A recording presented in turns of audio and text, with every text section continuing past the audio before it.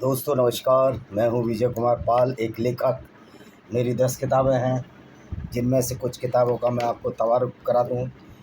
दोस्तों, ये है मेरी किताब पैनोरमा ऑफ इंडियन डेमोक्रेसी। किस तरह से भारत में मेजॉरिटी को सताया गया और किस तरह से कानून भारत में मजाक बन चुका है, संविधान का मजाक बनाया जा चुका है। तो दोस्तों, आज हम चर्चा करेंगे अजहरुद्दीन पर। अजहरुद्दीन ने कल किसी माइनॉरिटी कॉन्फ्रेंस में कहा, किसी कॉन्फ्रेंस में कहा है, जो दिल्ली में हुई या बॉम्बे में हुई या हैदराबाद में हुई, कहीं हुई है कि जब तक भारत में माइनॉरिटी का सपोर्ट नहीं करेंगे, माइनॉरिटी के वेलफेयर की योजनाएं नहीं बनाएंगे, देश का विकास नहीं हो सकता। मैं पूछना चाहता हूं, अजहरुद्दीन जिस धर्म से या जिस अधर्म से, मैं इस्लाम को धर्म नहीं मानता, ये एक बहुत बड़ी लानत है, बहुत बड़ी लायबिलिटी है इंसानियत पर। तो जो सबसे बड़ी लायबिलिटी है इंसानियत पर, वो इस्लाम है। तो मैं पूछना चाहता हूँ, क्या इस्लाम धर्म के मानने वाले किसी माइनॉरिटी के लिए कुरान में कोई अच्छी एक बात बता सकते हैं? कुरान में एक सिंगल आयत ऐसी नहीं है जो गैर मुस्लिमों की भलाई की बात करे। तो भाई, माइनॉरिटी जो भारत में है, मुसलमान, उसकी आइडियोलॉजी से तो पूरा भारत क्या, पूरी दुनिया त्रस्त है। मुझे नहीं लगता कि अजहरुद्दीन ने कुरान को कभी पढ़ा होगा, ना मुझे लगता कि सलीम खान ने, जो सलमान के पिता हैं, उन्होंने कभी कुरान को पढ़ा होगा।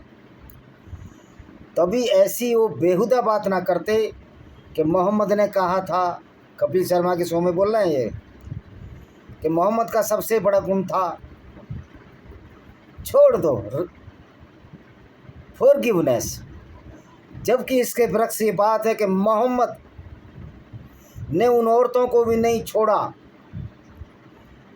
जिन औरतों के पति को मोहम्मद ने दिन में कत्ल किया, बेदर्दी से कत्ल किया, और उसी साथ 3 रात तक उसके साथ ये रंगरेलियाँ मनाते रहे उस अभागी औरत के साथ। ये था सफिया बिन हुया का किस्सा, जोवारिया का किस्सा।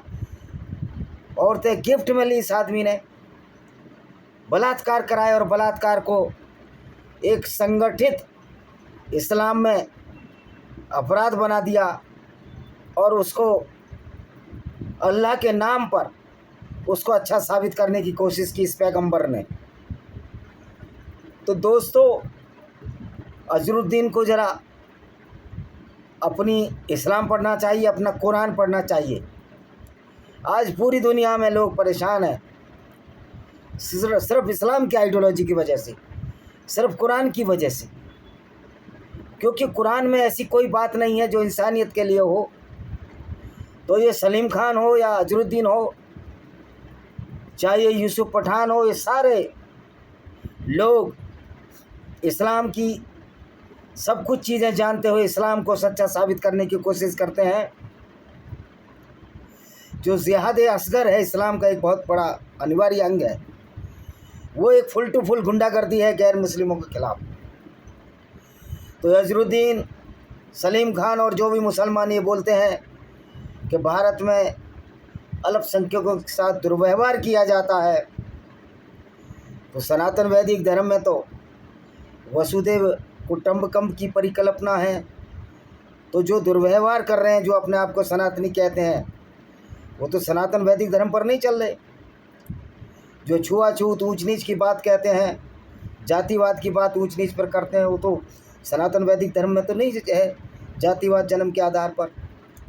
लेकिन कुरान में तो साफ साफ लफ्ज़ों में लिखा है कि औरत आधी बुद्धि की होती है, औरत को गिफ्ट में लिया जा सकता है, उससे अवैध संबंध बनाए जा सकते हैं, और उससे अवैध संतानें पैदा की जा सकती हैं, जो कि मोहम्मद ने खुद पैदा की, जिसका नाम था इब्राहिम, जो कि 2 या 4 साल की उम्र में मर गया। और वो लड़की जिसको मोहम्मद ने गिफ्ट में लिया ईसाई गवर्नर से, जिसका नाम अल मकूकस था, जो कि अलेक्जेंड्रिया जो मिस्र में है वहाँ गवर्नर था। मोहम्मद ने चिट्ठी लिखी कि आप इस्लाम का प्रचार कराओ। अलेक्जेंड्रिया का गवर्नर जानता था कि मोहम्मद औरतों का रसिया है, तो उसने 2 औरतें भेजी। हसन थाबित को इसने भेजा चिट्ठी लेकर, मोहम्मद ने। उसने 2 औरतें भेजी, एक थी मैरी द कॉप्ट जिसको मारिया अलकबतिया कहते हैं, दूसरी सरीन उसकी छोटी बहन गिफ्ट में।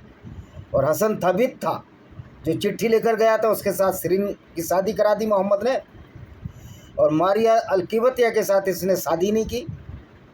और ये उसको जो इसकी पत्नियां रहती थीं उनसे दूर एक बगीचे में रखता था। और वहाँ जाकर एक बार जब मोहम्मद ने बड़ी चालाकी से अपनी पत्नी हफ्सा जो कि उमर की लड़की थी उसको भेज दिया कि तुम्हारे पिताजी बुला रहे हैं। उमर वही है जो कि दूसरा खलीफा था। वहाँ पहुँची तो पता लगा ये दूसरे उसके पिताजी तो नहीं बुला रहे। तब ये घर आई तो देखा कि मोहम्मद और मारिया अलकबतिया के साथ जिना कर रहा था, व्यभिचार कर रहा था, बलात्कार कर रहा था, क्योंकि शादी नहीं की। लेकिन इस्लाम में एक परिपाटी है, अगर औरत गैर मुस्लिम है तो उसके साथ बलात्कार कोई बलात्कार नहीं मानते, क्योंकि एक झूठा अल्लाह जो फिरौन अल्लाह जो मोहम्मद ने बनाया उसकी तरफ से ये हुक्म है, गैर मुस्लिम स्त्रियां जो राइट हैंड पोजीशन हैं, युद्ध में लूटी हुई स्त्रियां, आप उनके साथ बलात्कार कर सकते हो, आप उनको बाज़ारों में बेच सकते हो। तो मोहम्मद ने उन औरतों को, बनु कुरैज़ा की औरतों को लूट कर बाज़ारों में बेचा। अजरुद्दीन का नाम भी मोहम्मद से ही शुरू होता है। तो ये जितने मोहम्मदी नाम वाले हैं, अगर ये इस्लाम पर चले तो बलात्कारी साबित हो जाएंगे। और मेरी समझ में नहीं आता कि जो मुसलमानों से गैर मुस्लिम औरतें शादी करती हैं उनको इस इस्लाम की गुंडागर्दी के बारे में, इस इस्लाम के पैगंबर की यौन पिपासा, यौन लिप्सा के बारे में नहीं पता। ये सरतन से जुदा का नारा अब खारिज हो चुका है, क्योंकि सरतन से जुदा आप ही नहीं करोगे, काफिर इंटरनेशनल आर्मी भी आपका सरतन से जुदा कर सकती है। क्रिया की विपरीत प्रतिक्रिया होती है। अल्बर्ट आइंस्टीन का ये न्यूटन का लॉ है, मोमेंट ऑफ इनर्शिया है। 3 लॉ हैं उसके मोमेंट इनर्शिया के। कोई व्यक्ति अगर चल रही है तो चलती रहेगी जब तक उस पर बाह्य बल फोर्स ना हो। यानी आप एक खिलौने को धक्का मारो, अगर हवा नहीं है, निर्वात में है, तो खिलौना चलता चला जाएगा, उसको हवा रोकती है। और क्रिया की विपरीत प्रतिक्रिया होती है। एक्सीडेंट होता है तो दोनों तरफ से पिचकती हैं गाड़ियाँ। तो भाई क्रिया के विपरीत प्रतिक्रिया होगी, इस्लाम के जिहाद के प्रतिक्रिया होगी। और माइनॉरिटी खासतौर मुस्लिमों के साथ ये अन्याय क्यों होता है? क्योंकि इस्लाम की विचारधारा एक अन्यायी विचारधारा और गैर मुस्लिमों के खिलाफ ये एक बहुत बड़ा षड्यंत्र है, ये एक बहुत बड़ा दुर्दांत अपराध है। जो जिस आइडियोलॉजी को मोहम्मद अजरुद्दीन मानता है, ये दुर्दांत अपराध है और लोग समझते हैं इसको। सारे गैर मुस्लिम हमारे क्रिकेटर भी समझते हैं, विराट कोहली भी समझते हैं, रोहित शर्मा भी समझते हैं कि इस्लाम को मानने वाला चाहे वो क्रिकेट खेले चाहे वो फिल्मों में आए, वो उतना ही गंदा व्यक्ति है जितने गंदे इनके मोहम्मद साहब थे, जो लूटपाट में विश्वास रखते थे, कत्लो गारत में विश्वास रखते थे, औरतों को बाज़ारों में बेचने में विश्वास रखते थे। तो मोहम्मद अजरुद्दीन किस मुँह से ये कह रहा है कि माइनॉरिटी के साथ अच्छा व्यवहार नहीं होता? अरे तुम्हारा इस्लाम तो किसी भी गैर मुस्लिम के साथ अच्छा व्यवहार नहीं करता। कुरान इस बात की गारंटी लेती है कि गैर मुस्लिमों की औरतों के साथ बलात्कार हों, उनके काफ़िले लूटे जाएं, उनको कत्ल किया जाए जिहाद असगर के नाम पर। तो मोहम्मद अजरुद्दीन तुम उसी विचारधारा को मानते हो जो एक गुंडागर्दी, एक गंदगी है, नीच प्रवृत्ति की विचारधारा है, और जिसका पैगंबर इस तरह के घिनौने कार्यों को अंजाम देता था। ये मैं आपकी किताबों से बोल रहा हूँ, ये अपनी तरफ से नहीं बोलना। और अजरुद्दीन को चैलेंज है, सलमान खान के बाप को भी चैलेंज है कि वो साबित करें मोहम्मद एक अच्छा व्यक्ति था। वो ज़िंदगी में साबित नहीं कर सकते, क्योंकि मोहम्मद अच्छा व्यक्ति ही नहीं था। उसके विचार, उसका आचार एक शरीफ व्यक्ति की तरह ना होकर एक ऐसे व्यक्ति की तरह थे जो दुनिया में हिटलर से भी ज़्यादा खतरनाक है, जो हिटलर से भी ज़्यादा खतरनाक था, हिटलर से भी ज़्यादा जिसकी वजह से हत्याएं हो रही हैं। तो मोहम्मद अजहरुद्दीन, तुम भारत में, हिंदुस्तान में रह रहे हो, इसलिए आपको ऐसी बातें आ रही हैं। और जिस दिन ये हिंदू भी इस्लामिक जिहाद असगर की खिलाफ खड़ा हो गया, पूरी दुनिया के गैर मुस्लिम इस जिहाद के खिलाफ खड़ा हो गए, तुमको ना अरब सागर में जगह मिलेगी, न प्रशांत सागर में जगह मिलेगी। और याद रखिए, जेनेटिकली और बायोलॉजिकली कोई व्यक्ति एक के बराबर 10 नहीं होता है।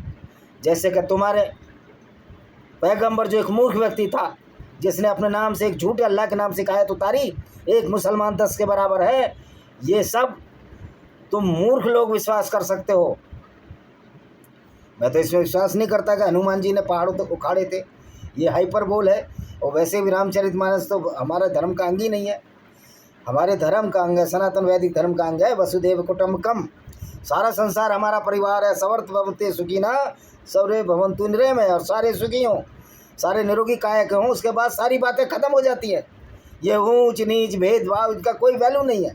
ऐसी किताबों को रद्दी की टोकरी में हिंदू फेंकता है और फेंकते रहेंगे। वेदों में जो है, जो संसार की परिकल्पना की गई है, उसकी बात करिए।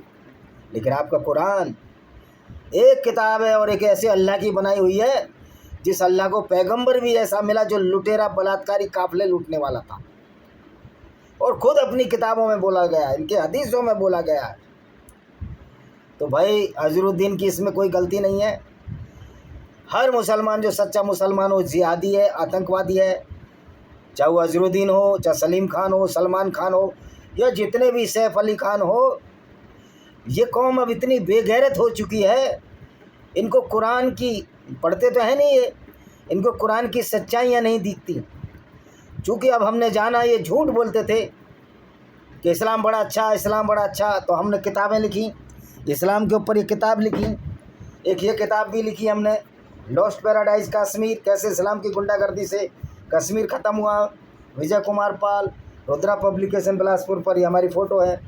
तो आप इन किताबों को खरीदिए, 10 किताबें हैं, इस्लाम का पूरा सराजा बिखरता आएगा। और अजहरुद्दीन जैसे झूठे महामूर्ख और धूर्त लोगों को जो ये कहते हैं कि माइनॉरिटी का ख्याल नहीं हो रहा भारत में, अरे ये जो माइनॉरिटी है, लानत हो ऐसी माइनॉरिटी पर जिनको कि सबसे बड़ी माइनॉरिटी मुसलमान कहते हैं, जो ऐसी विचारधारा पर अनुसरण करते हैं जो गैर मुसलमानों को कत्ल करने की बात करती है, जिनका पैगंबर काफिले लूटता था, जिनका पैगंबर औरतों को बाज़ारों में बेचता था। बनु कुरैज़ा यहूदी औरतों को इसने बाज़ारों में बेचा, नजद के बाज़ारों में बेचा। तो लानत हो। इसलिए किसी भी मुसलमान का अगर वो बोलता है कि मोहम्मद अच्छा था, इस्लाम अच्छा है, विश्वास मत करो। ये झूठ बोलते हैं, ये सच्चाई से मुंह चुराते हैं, क्योंकि इनकी ये औकात नहीं, इनमें ये साहस नहीं कि मोहम्मद की सच्चाई को बर्दाश्त कर सके। इसी के साथ हम इस वीडियो को विराम देते हैं। वंदे मातरम। जय हिंद। आपका दिन शुभ हो।